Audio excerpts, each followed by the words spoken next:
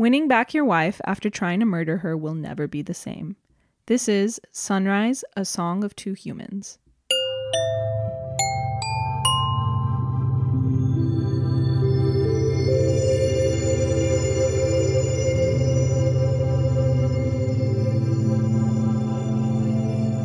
Sierra Madre is just a part of Pasadena.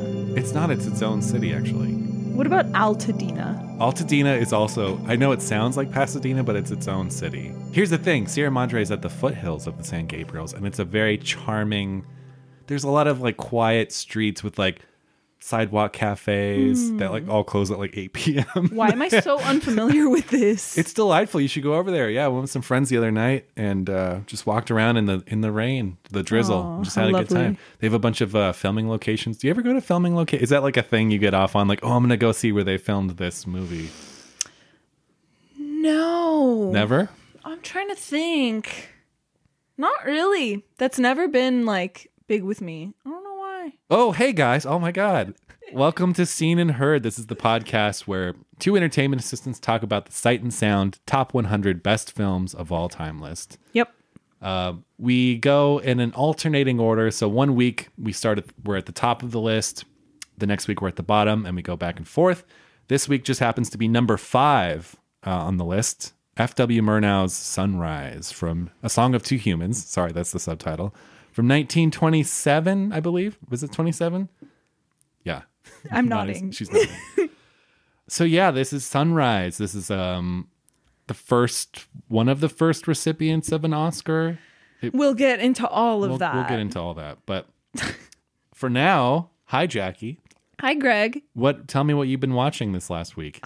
My gosh.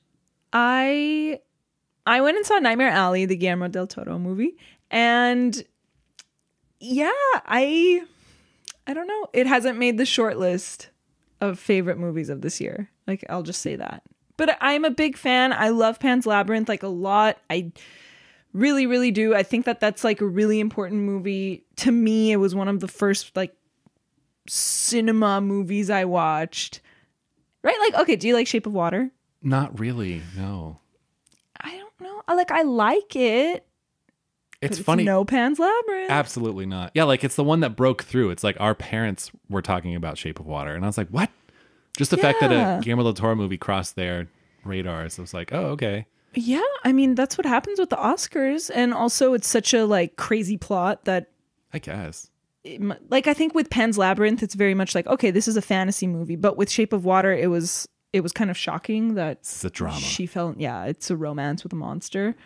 So I think that's why also. But anyway, I also watched the movie I really loved this week that I watched was Coffee and Cigarettes. Oh my God, wait, is it Cigarettes and Coffee or Coffee and Cigarettes? I think it's Coffee and Cigarettes. The Jim Jarmusch movie, right? Yeah. Oh shit.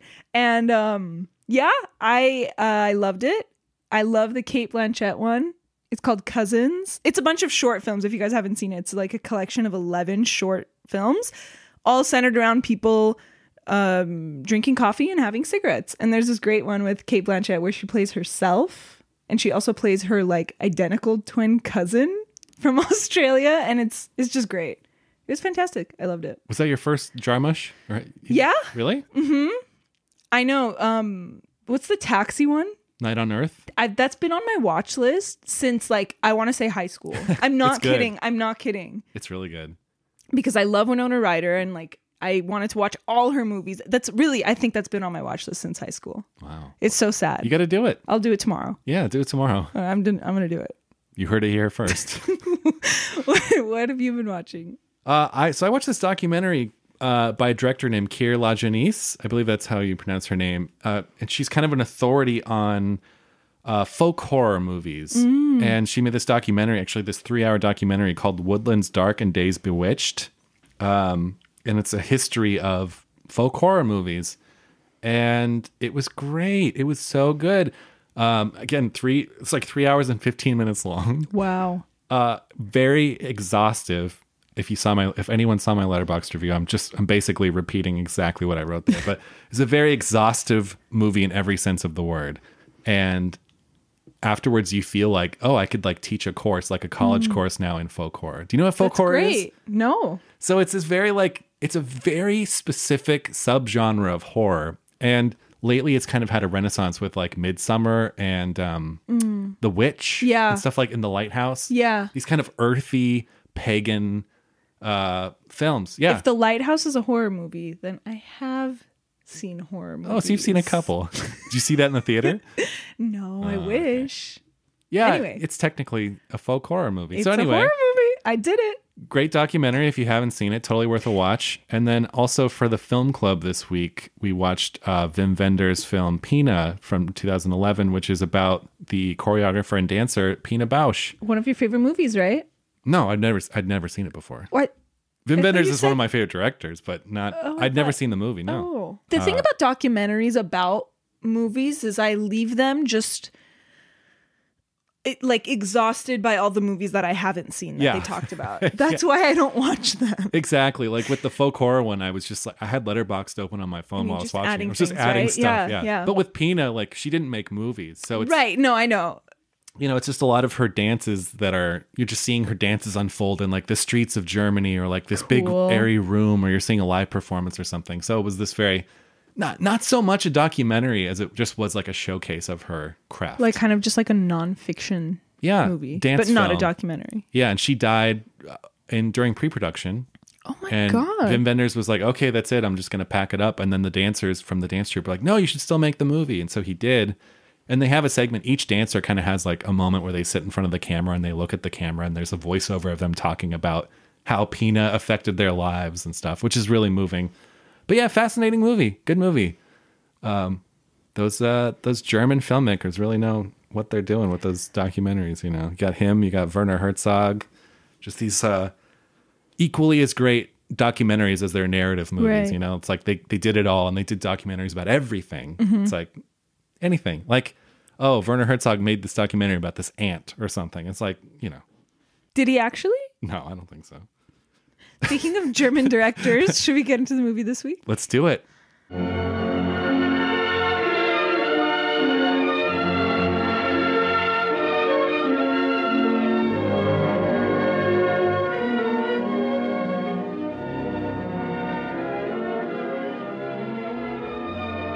Released in 1927, Sunrise, A Song of Two Humans is an American silent film directed by German director F.W. Murnau. It's written by Karl Mayer based on a short story called The Excursion to Tilsit by Hermann Sudermann.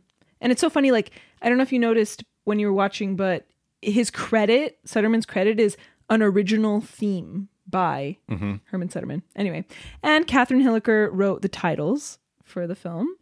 And the film tells the story of a nameless farmer who is seduced by a villainous woman from the city who convinces him to murder his sweet wife and run away with her. As the farmer is about to throw his wife overboard during a boat visit, he takes pity on her and becomes disgusted with himself. They reconcile, and after a lovely day spent in the town, they decide to sail home in the moonlight. However, a terrible storm breaks and the farmer's wife is lost at sea. Lake? River? Unidentified body of water? I know what it is. You do? Yeah. What is it? I've been there. It's Lake Arrowhead. Oh, yeah. Mm-hmm. No, but like, I don't think it's specified in the movie. No. Anyway. No. Distraught, the farmer then comes very close to strangling his mistress to death, but is interrupted by the news that they found his wife alive. The film ends with the couple embracing and the eponymous sunrise rising. The film stars George O'Brien as the man. None of the characters have names. George O'Brien as the man, Janet Gaynor as the wife, and Margaret Livingston as the woman from the city. The vamp. Yes.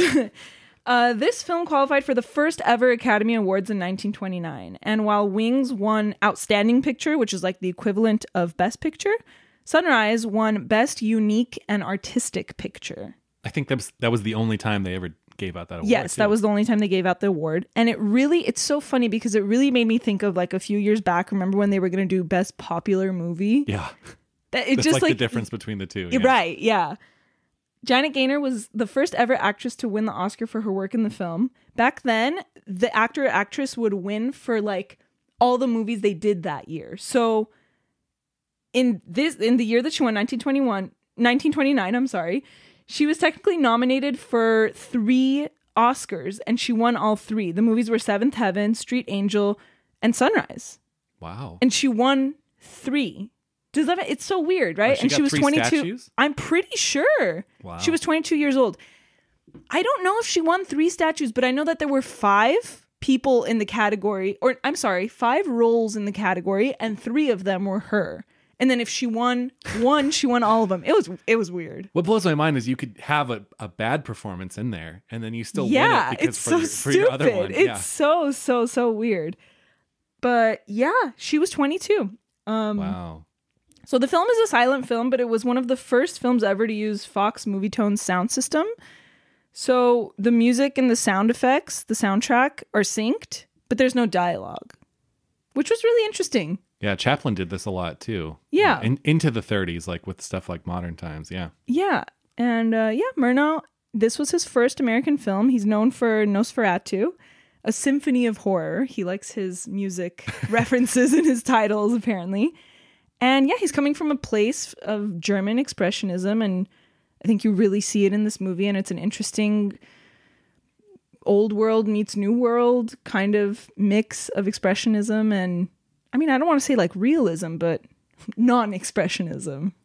Yeah, exactly. I mean, it's this kind of, it definitely takes the classic German Expressionist style, but it's a little bit more grounded here than it is in something like The Cabinet of Dr. Caligari, which is not Murnau, but exactly. And I think that, and this is, we'll get into this, but a lot of people have this problem with this movie. I think it's because like Nosferatu or Cabinet, those are fantasies, but these are like real problems of people. So I think that using that style with this kind of theme really rubs some people the wrong way. Yeah, I think some people today, and we'll talk about this when we do Letterboxd, but some people today still don't get this movie because it is a fable, really. It's a fable. Yeah.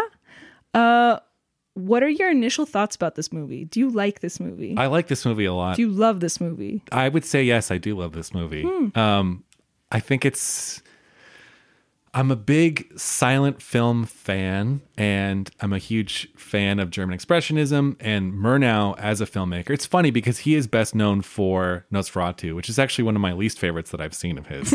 I think he got better and better after Nosferatu. And of course, he made The Last Laugh. He did Faust, a movie version of Faust. He also did a movie called Taboo. And I'm like forgetting some. He was so prolific. And I think he's such a fascinating director. And yeah, I had seen this before. I'd probably seen this. I feel like I say this for every movie, but I don't know, anywhere from 5. No. You know what? Film bro years you saw it, and this is your first time. No, I was already not a film bro anymore. I first saw this maybe 3 or 4 years ago, actually. Okay. So it wasn't that long ago. And I'd always heard about it. I was like, okay, yeah, I got to see that. And I actually thought it was, I don't know what I thought it was. But I didn't think it, like when I finally sat down and watched it, I'm like, oh, this is this movie? It didn't like the plot and the title didn't connect for me when I was hearing about it. But yeah, I love this movie. I think it's great.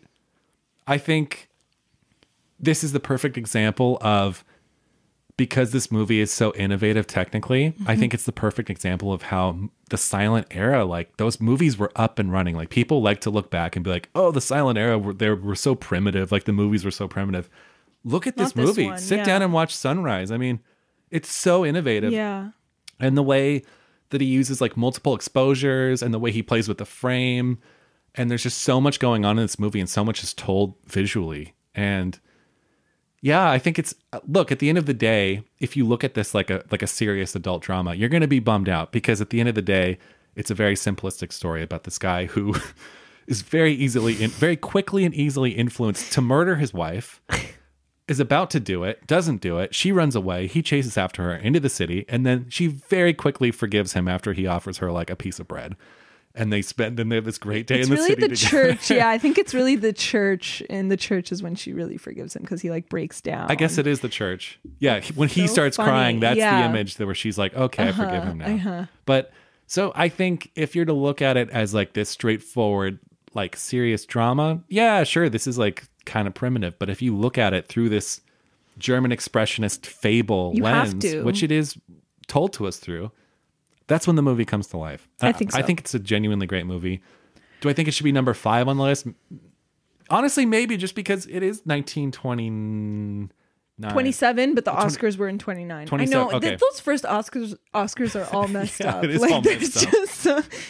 But so I do think it should be on the list. maybe it's a little bit high, but then considering the year it came out, I'm like, no, maybe it's actually kind of appropriately on the list. But I love the movie. I think it's great. It's not in my like top 20 movies ever made, but I think it's a genuinely fantastic movie. Thought it was really, really lovely, but Yeah. I'll be honest, it kind of lost me in the middle. Like something about those vignettes of their date.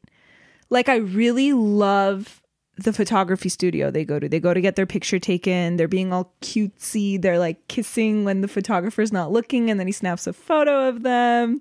Thought that was lovely. But like the barber shop, and then the pig that gets drunk, like Okay. it turns into a slapstick. Like it's so that's where I kind of get lost, and I kind of lost interest, and then it like turned really melodramatic again. You know what? And I get it, it's a silent film, and I know that's what silent films did. Like, I know that's what films did back then, is like, people went to see a pig get drunk. They went to see something fantastic like that. And they went to laugh. Like, I feel like I get it. But still, at the end of the day, that's how I felt.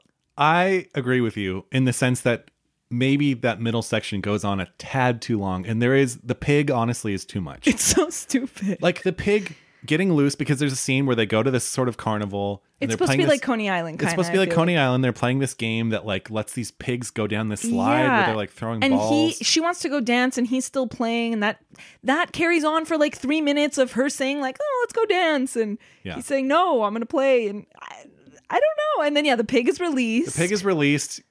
He chases it. It goes into this restaurant. Yeah. The pig gets drunk. Yeah. A chef is like sipping on wine too. Yeah. Before that, a chef is sipping on some alcohol. He sees the pig. He drops the bottle in disbelief. Like at that point, you're like, okay, let's move past this whole incident. This is too much. Except I like their dance that they do at that Coney Island type place. Oh yeah, their it's a peasant song. Yeah, it's sweet. That's sweet. But then there's like that guy this lady's dress sleeve keeps falling, and he keeps fixing it. Like it kind of lost me there. It really did. I know what you mean. It's a little much. And I didn't see the ending, so I totally had a feeling. Like when they got back in the boat, I'm like, okay, she's gonna die. Like I had a feeling about that. I didn't have a feeling about the happy ending. I didn't have a feeling about her being alive. By the way, this is the first happy ending on the list so far. Like purely happy ending. Yeah, that we've done. Oh, you're right. Yeah, you're right. But we'll talk about that later. Yeah. But I didn't see that coming. Don't know if I'm really on board with it. But you wish that the wife had stayed dead. Yeah. Sadly. Honestly, I agree with you. And I love her. She's the midge. She's the midge of this movie. And yeah. But we'll talk about the ending later. But just initial thoughts, like when it started, can I just point out, like, I thought it was so fresh to have credits without music. Like in an old movie, I just feel like it felt very fresh. There's no music for the first like minute of the credits. Mm-hmm. Even though the title says like Song of Two Humans. And I just thought that was really interesting. Yeah, it's cool. And again, this is made right on the cusp of the sound era. Those early sound movies a couple years later, like if you watch the original Todd Browning Dracula or something with Bela Lugosi, that movie's actually stunted by having no music. Because there's no music in the movie.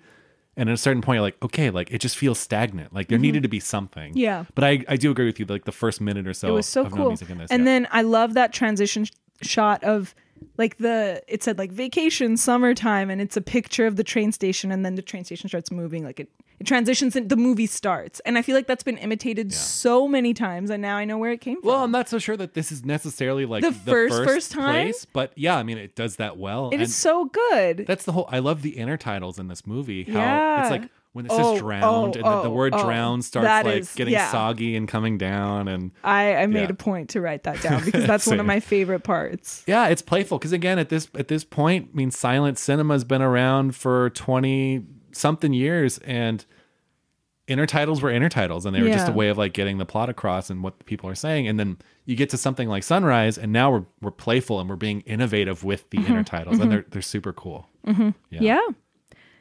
So yeah, like I said kind of before, but like you said, this is really a parable of like domestic woes, but it's told in this expressionist way. Yeah. And it's gorgeous. Like, can we just talk a little bit about the expressionist techniques? Like some of your favorite moments, like for example, gliding through traffic. Oh my God. Yeah. It's so cool. Yeah.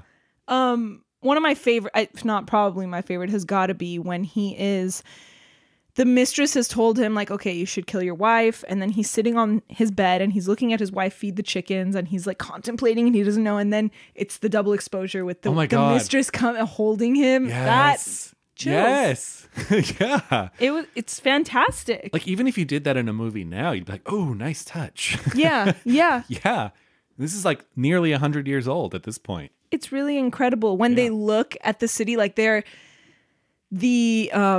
mistress and the farmer are like, I don't know, they were just like making out and they look up, she says, come to the city, and they like look up into the sky and they're looking at the city, and it's so cool. Yeah, it is so cool. And then when they get to the city, that's when the expressionist stuff goes into overdrive, because you have those great, I'm thinking of one scene in particular, which is not my favorite site, so I can say it now, but there's a scene that kind of like tracks away from this carnival scene where there's fireworks going off, they're standing, there's roller coasters, like a bunch of carnival rides, all in this one frame, and it's like beautiful. It is. It's fantastic. Stunning. Yeah. Trolley in the middle of the forest. Can we just say there needs to be more of those? I want one. It's so cool. But then, see, it has all that, right? But then I also think that there's these really real moments that I also love, and it's really, I wouldn't say it's balanced. I'd say it's more expressionist than realistic. But like, for example, and I don't even know if you would call this realism, but just like there's this moment where he just like looks at the table. He's about to go off with the mistress. The mistress has whistled, but his wife has set the table, and he just like looks at the table for a second, and it was so powerful. Like that was And also, I feel like the photographer scene is very real. Like they're rejecting to like stand still and stiff. Like they want to hug, they want to kiss. I thought that was lovely. And I think that's my problem with the other vignettes I don't like is it's neither of those. It's too much. It's neither expressionist or realistic. I think that's my problem. I get it. Right? I get it. And again, if I had made this movie, I would have gone in there with some scissors and cut out like 5 to 10 minutes in the midsection. But yeah. I guess I kind of give it a pass because of its age. I think so too. No, I like the movie. I really do like the movie. So I think the rest of it is really just so strong that it's easy for me to overlook. Did you notice that the guy in the barbershop looks just like J.K. Simmons? I didn't. Oh, I guess he kind of does. Right? The one that flirts with her. Right. Exactly. Oh, yeah, kind of. I was... Also, does he get double take. Riled up? Because this guy's hitting on his wife while he's getting a shave in the barber chair, and he even takes a flower from her, kisses it, and puts it in his like lapel. And so when the husband's done, he approaches this guy, steps on his foot, and is kind of just like intimidating him. And the guy's like not really having any of it. And then the husband pulls out a knife, basically like makes this motion as if he's going to stab him in the neck with it. Yeah. After you have literally been cheating on your wife. Yes. And almost murdered her. I mean, let's just say that the husband is not a great person and that he has some very violent tendencies. Oh, definitely. Definitely. Did you even notice? I mean, this is like on the base level, right? But like the mistress is a brunette, and the woman that at the nail salon that starts to tempt him with a manicure, she's a brunette. And of course the wife is blonde. It's this whole like purity versus dark. I know. It's like, and that's kind of like the German Expressionism. It's very much like dark. So, I mean, let's talk about the woman in the city. So I was not bothered by the plot as much as I thought I was going to be, because I think I just accepted like, okay, this is what I'm watching. German Expressionism. You knew the plot going in? Basic plot? Yeah. Yeah, but I mean, I didn't know how quickly there was like forgiveness, and I didn't know that like he attempts to murder her so vividly and she realizes that she's about to be murdered and still forgives him. That I didn't know. But surprisingly, I didn't have as much a problem with it as I probably would of any other movie. And I think it really is because of the style. And I think it's because I accepted like, okay, I'm watching a symbolic fable right now. That's operatic. Yeah. Yeah. And I think it's all in the, like, people like on Letterboxd I was looking, and a lot of the issues with this movie are because the mistress is this kind of stereotypical bad girl. She's a temptress, but she literally is, I mean, she's a vehicle, she's a stand-in for evil and temptation, and I think that you just need to accept that and not accept that she's a character. Yeah, she's not a character. You shouldn't, She doesn't even have a name. No one does. No one does. But I love even her opening. It's so like classic. She's getting dressed in like this sexy nightie and she's lighting a cigarette, and it's just like it's so simple, it's so on the nose, but it's supposed to be. She's great. She has that almost like Louise Brooks look to her, like just classic vamp, like seductress of the night. Yeah, I mean, it's stereotypical in that it's like the simplest one-dimensional way to express this idea of like evil and temptation. Does that make sense? Yeah. Because I mean, another instance of this is like the way it reveals that she's waiting for him by the water. She's just whistled. He comes out of his house. He's looking for her. It's dark. He leaves his like brightly lit home, goes out in the dark, and he's trying to find her. And the branches kind of open and she's like there, and it's swampy. She's like a snake in the grass, really. And even when they're in the grass, and she's like, it's very much, it's so symbolic and it's great. I mean, how great too that the bundle of what are the branches or weeds that are supposed to save the husband after he drowns his wife are the very thing that that actually saved the wife at the end of the movie when the storm comes. It's the very thing that was supposed to assist him in her murder. I know. And that swampy marsh, I love that. And Lake Arrowhead. Yeah. I love Arrowhead. I was there last year, and that was my first time there. It was okay. I remember I looked up because whenever you go somewhere, like, oh, I wonder if anything like significant happened here, and I like looked it up. I was like, oh, Sunrise was filmed here, and then I got all excited, and I was like, cool, Sunrise, all right, yeah. But it's like it's okay. Yeah, I like Arrowhead. It depends. You have to stay in a house like on the water. The water was kind of gross too. Yeah, not necessarily to swim. I think just to like go out on a boat. Well, see, that's like unacceptable. I grew up going to Tahoe, and I still go to Tahoe like once a year. And Tahoe is like a true paradise. Like that's I like Tahoe. The best water in the world. It's so clean, so clear. Arrowhead, like the water smelled bad. This is the Lake Arrowhead movie, I guess. But yeah, going back to her as like a device of evil, isn't it so fun when she's even when she suggests like, oh, you should murder your wife. And then he starts choking her.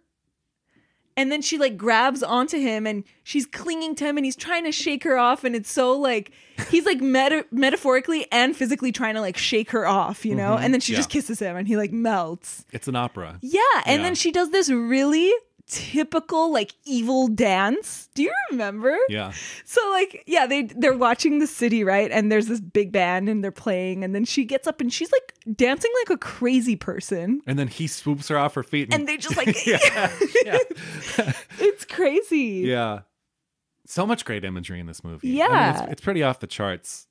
It really is. I don't know how someone, if you're not into silent movies and you haven't seen silent movies and you see this and you're like a movie person, I don't know how this couldn't win you over and like enchant you, because it's just so inventive and visually arresting. Right. There's so much of that stuff going on in here. Yeah, definitely.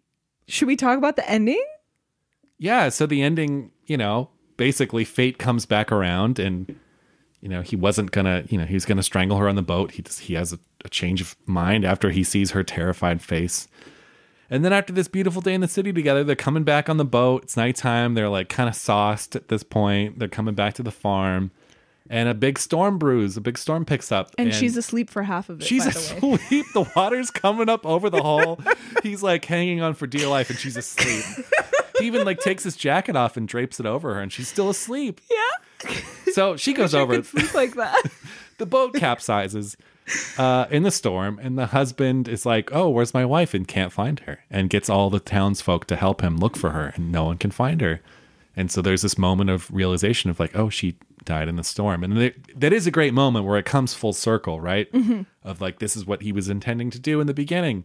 And I think if the movie ended there, it would have been okay. Yeah. You know what? I do agree. Like, this movie, despite having like the first happy ending of any movies we've done on this list, deserved a darker ending. But see, and then we're saying that, but then this whole podcast we've been saying, this is a fable. You need to accept it as a fable. I know. And yet, like, we can't even accept the ending, really. Well, see, it's funny, because what would the fable, if it was a true fable, which I mean it is, but you should have the bad, you should have the the sad ending. You're right. Because it's a morality play, right? You're right. Like, you're going to be a piece of shit. But here's the thing. Who's that punishing then? It's punishing the husband. It's not punishing... Like, the poor wife who had nothing to do with this has to die just to prove a point that the husband's a piece of shit. Right. So, yeah, I don't know. Like, I'm happy for the wife that she lived, but the husband deserved much worse. Oh, my God. He deserved. And then can we just say, first of all, him trying to strangle the seductress at the end? It's like, bro, are you so easily swayed that you're going to blame this woman? Like, you're the one that tried to kill your wife. Like, don't pin this on someone else. Yeah. Like, it was you. You're a weak fuck. And you tried to do it. And now you're going to blame this woman. She didn't kill your wife. You tried to. Literally. Yeah. Mm-hmm. Mm-hmm. Yeah. And I think the ending, I think it works and it doesn't work. I mean... Here, like I said, this whole time we've been talking about, you have to accept it for what it is. It's expressionism. It's symbolic. But at the same time, he just gets off the hook way too easily. He does. There's no repercussions. Yeah. The only repercussion of this whole movie is that, for 5 minutes, he thinks his wife is dead. Yeah. I want to see him suffer. Apparently, in the short story, he dies. Oh, in the storm? Yeah. Interesting. You know what?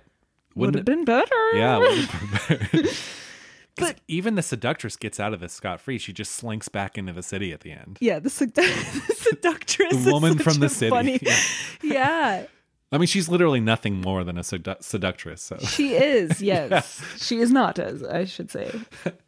Also, who's this woman from the city? I mean, I guess he's a pretty handsome guy, but who's this woman? He's cute. He looks like Ryan Gosling or something, especially before he gets shaved. You don't think so? No, I didn't think Ryan Gosling. Maybe because Ryan Gosling's so blonde to me. Yeah, I guess. And this man is darker. He is. I don't know. I guess they had similar shaped faces. But he's cute. No, he is. But yeah, the fact that this woman comes from the city and just is chilling and sleeping with this farm guy. I don't know. It's just funny. and she's like, moved to the city with me. Like, she likes him that much. Yeah. I think it's only been a couple weeks at this Also, point, what about the kid? They have a kid. He's ready to completely abandon the kid. He's ready. Yeah, I know. He's ready to kill the mom and just dump the kid with the maid and go to the city. Maybe, or maybe he'd be decent enough to take the kid to. I don't know. How about that scene when the dog senses that something's up? The dog knows. Yeah. Oh my God, I loved that. Yeah, and the dog runs after them and tries to jump in the boat. What a good boy. Seriously. Yeah, very good boy. How did he know? I don't know. He knew. Animals know when something's up, Have you had that with Joe? No. Like when you're crying or something. Let's say you're watching The Grinch and you're crying because it's so emotional. Joe doesn't come up and try to comfort you? No, he gets excited when he sees us play fighting with each other. He gets really excited and he barks and he wants to get in the middle of it. But that's pretty much it. Crying, no, he's not very intuitive with crying. Oh. I always thought he was going to bark every time there was an earthquake. Because you hear that, right? Animals can sense weather and they can know, they'll bark right before an earthquake. So I always look out for that, but he never does. Oh. Maybe my dog's just broken. I don't know. My cats do. My cats do pick up on... They comfort you? Yeah. I've been crying before and they came over and were looking at me and very sweet. Sweet. Yeah. Favorite sight and sound. Favorite sight was very hard. By the way, cinematography by Charles Rocher and Carl Struss. Great, fantastic, phenomenal. Is I really? I'm just kidding. Really liked I'm kidding.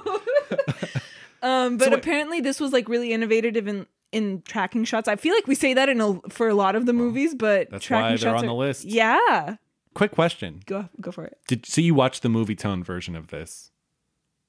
The what? The Movietone version with the school. Yeah. Okay. Did you not? No, I did. But on the disc I have, and with a lot of silent movies, there's often 5 different options to watch it with, different soundtracks and stuff. And I know they have more modern scores, but I did watch the Movietone version. Yeah. Yeah. I assume this was the one on Amazon. Yeah. I think it sounds like it was. Sorry. So your favorite site? My favorite site. Okay. So it was tied between The Phantom Mistress the double exposure when she comes and she's like wrapping herself around him. When he's first thinking about killing his wife. Yeah. That, but I think the winner is when the wife, and I know this is such a low key sight. It really is from such a like bombastic movie, but it's when the wife is floating in the river and she kind of floats out of frame and the branches are still there. Yeah, I don't know. You know, sometimes, usually I like really big sights, and I thought in this movie for sure I would choose one of those. And I kind of do because I'm tied with, I call it the Phantom Mistress when she's hugging him, the double exposure. But I don't know, this was just very chilling and haunting, and I thought it was really lovely. Just her in a lake. She looks like she's dead. And the sticks, I think it's the sticks because the irony of the sticks, those were supposed to save him. Yeah. Yeah. Assist in her murder. Assist, exactly. You know what that scene reminds me of? It reminds me of, have you seen Night of the Hunter? Mm-mm. Jackie, come on. Just kidding. Listen, I'm just kidding. Try. Not hard enough. I know. My body shuts down at like 10 p.m. I can't help it. Oh, really? You're just like... I never watch... If it's past 10, I'll rarely start a movie. Oh, me too. Me too. I'm old. You're younger than I. You have no excuse. I know. I was still going to midnight movies when I was your age. I like going to a midnight movie. I don't like watching a midnight movie at my house because I will just fall asleep. I can't even go to midnight movies anymore. Oh, really? I just get tired. I'm tired before the movie starts. Yeah, it's a creepy one. It reminds me of there's a shot in Night of the Hunter that not Shelley Winters. There's a character that the whole movie's about this preacher that goes from town to town, marries women for their money, and then kills them. And there's this really eerie shot of this woman that's dead in a car underwater, and her hair is just kind of like floating. So that's not quite the sunrise scene is not quite that level of. You know, you'd really like Night of the Hunter because it has also kind of fable, fairy tale vibes. It's kind of a Southern Gothic thing. It's not really a horror movie, as it is just like Southern this. Gothic. Yeah, it's like a fairy tale, kind of like for adults. Okay. It's so good. You have to see it. Okay. You have to see it. Okay. I have it. You're borrowing it. Gimme. In fact, if that's not on the fucking list, that should be on the list. But that's a great movie. What's your favorite sight? So my favorite sight is, so he's tried to kill her on the boat. He stops because he sees the terror in her face. I don't know why I'm laughing. Yeah, I don't know why you're laughing either. I'm taking this very seriously, Jackie. They dock. She runs off into the hills, the mountains, and gets on this tram. And there's this great scene of them. He runs after the tram. He just barely gets on this mountain tram. God, it's so funny. And it's just them. And they're both silent. And they're by the door of the tram. And yeah. They're both kind of like looking down. And the realization of what he just tried to do is washing over him. Yeah. While you see the lake outside the window as they're kind of passing it. It's so funny. I saw that scene and I was like, this is exactly like if you're in a fight with your boyfriend or your significant other and you guys like get on the subway or you get on public transportation. Exactly. But he literally tried to kill her. He tried to kill her. Wow, that's sad. It's sad. I really like her. Yeah.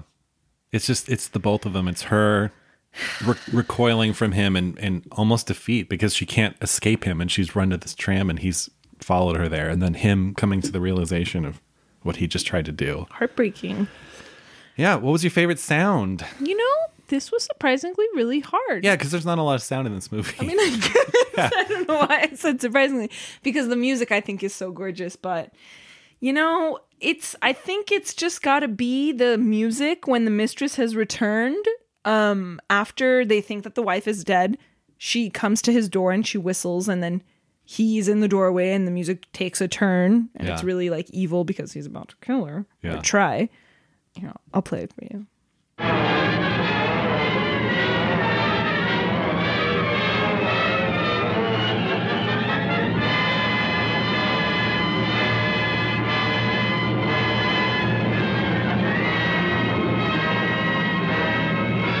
You love that kind Sweet of like release. Yeah. avant-garde jazz.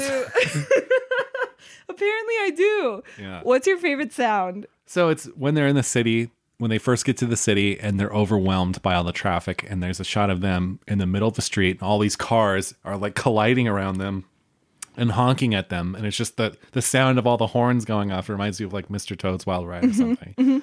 And it is just this wall of sound, which was not a Phil Spector reference, but just this like very loud, cacophonous. I feel like in a silent movie. In a silent movie. Yeah.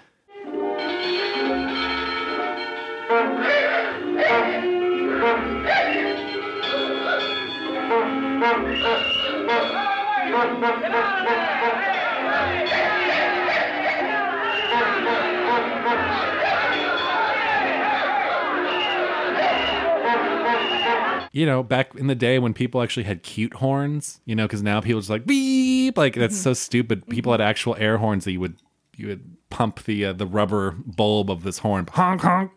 So yeah, It's so Mr. Toad. it's so Mr. Toad, yeah. What does Pauline say? So this is the segment where we talk about Pauline Kael, the esteemed film critic for The New Yorker, probably the single, I was going to say most influential film critic of all time, but I think at the end of the day, that's probably Roger Ebert. It's probably Siskel and Ebert. Yeah. But Pauline is Pauline, and Pauline's the OG, and Pauline knows her shit. Pauline knows her shit, and at the end of the day, I don't dislike Ebert, but, you know, Pauline was a class act. Yeah, and you know what it is? I think Roger Ebert likes too many movies.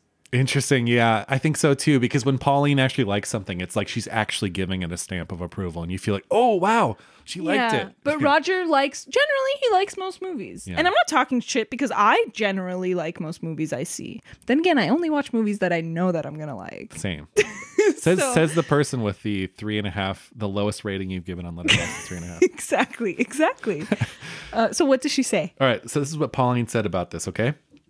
She says, a near masterpiece made in Hollywood by the great German director F.W. Murnau, who was given contractual assurance that there would be no interference by the studio. The story is told in a flowing, lyrical German manner that is extraordinarily sensual, yet it is perhaps too self-conscious, too fable-like for American audiences. She says, huge stylized sets were built. The film failed commercially, and on his next 2 Fox projects, Murnau didn't have the same freedom. There are some masterly sequences, like the seduction under a full moon and the wife's flight when she boards the trolley. I picked my favorite site before I read Pauline's view. So nice. Pauline and I just happen to have one of the same favorite sites from the movie. Nice. So yeah, that's what she said. She thinks it's a near masterpiece. And I think that almost like kind of aligns with what you're saying the most. Yeah. Yeah. So Pauline and I also have something in common. You do. This is something where we kind of lined up with Pauline. I like it. This is the first time I think it's happening so on point. Yeah. Maybe. Yeah. Well, yeah, perhaps. Letterboxd. Let's do it. I'm really excited. Someone said, half a star. Before sunrise is better. Nice. It's one of my favorite movies of all time. Sunrise is your favorite of the 3? I think we talked about this. No, you like Sunset, right? Honestly, I think it's tied. No, it's midnight all the way. Are you serious? Yeah. Really? Yeah, yeah. Wow. Okay. We're not going to talk about this right now because, okay. 3.5 stars. Mood. Sobbing while eating bread next to my husband who just tried to murder me 5 minutes ago to live with the city girl he's been cheating on me with. Someone gave it half a star and said, awful. I don't give a shit if it was the first film with sync sound. Ignore the disgusting main character and base the whole movie around the random piglet in the middle instead. 0 out of 10, my least favorite film of all time. Oh my God. That is excessive. Okay, 1.5 star. Watching this immediately after Le Bonheur sure was a trip. I'm convinced Murnau thought of this as a humanist, but it comes across as resoundingly opposed. Premeditated acts of domestic violence are easily forgiven and brushed over by people everywhere. Wow, it's ... the circle of life. It's so funny. I thought of Le Bonheur too. Yeah. Similar setup. Yes. Yeah. The Agnes Varda film. And then this review goes on ... because this might be just about the most dazzling formalism, but it's in service of horrifically enmeshed decision theology and genuinely dangerous understandings of forgiveness. I wish I could separate the two, but expressionist tone poems are built on emotional resonance, so it's kind of important that they're careful with it, you know? I think that's exactly like what we've been talking about. Mm-hmm. It's like, it's a matter of the theme of this particular expressionist movie is just a little too real to be told like that. I mean, I like it, but I can totally see where that's coming from. Right. I think, too, so much of it is like the era that it comes from, because I think it was just more acceptable to present things in this manner and have them be taken seriously than it is now. Yeah. I saw a bunch, too, that are kind of like talking about how easily the wife forgives the husband and stuff. So I'll skip a lot of those. That was a very common theme. That was the biggest. There's a lot of negative reviews for this movie, and a lot of them are just saying like, wow, this guy's a piece of shit, and the wife forgives him after 5 minutes. Yeah, I get it. Someone gave it a star and said, in the olden days, not only did they not have color, they also apparently didn't have anything better to do than to watch this boring shit. Yawn fest. Yawn fest? Someone gave it 2 stars, okay? And said, Ari Aster, the type of motherfucker to watch this and go, indeed, superb. And then base his career and film syntax around this tomfoolery. How funny. Pig scene is lit, however. 3 stars. All men know is obstruct traffic, row boat, chase pig, and cheat on wife. I really like that one. Someone gave it 2 stars and said, ooh, sunrise. Who could forget? I could. LMFAO.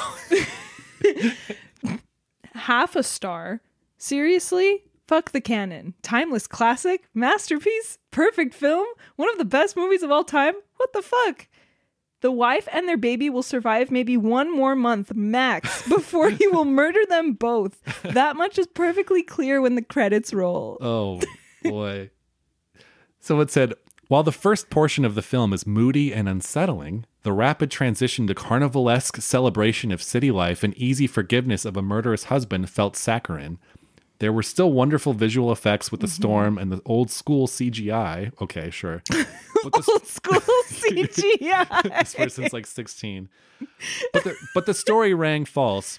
I suppose this just makes me a Philistine. The story rang false.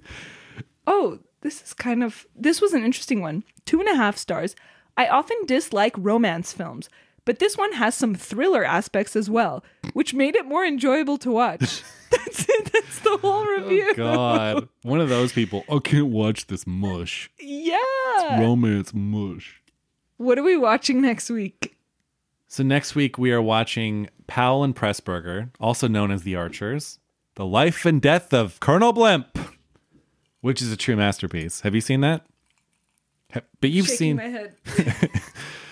As she sips her pear liqueur, spiced pear liqueur. Mm-hmm. So it's a great film. It's a great film. It's a great British film. Deborah Carr is in it. You know, you love her. Love her. I love so her much. too. And it's a very sumptuous Technicolor marvel of a movie. It's this great British epic. I think it was called the most British film ever made. Wow. And it really covers the span of this guy's life, Colonel Blimp. Or no, he's not Colonel Blimp. Colonel Blimp is a we'll get into that in the next episode. But yeah, I think it's a true masterpiece. I'm a huge Powell and Pressburger fan. I love everything I've seen of theirs, and this is like one of their epics. Down. You got romance, you got war, you got human drama. It's just all there. Let's do it. So yeah, guys, listen.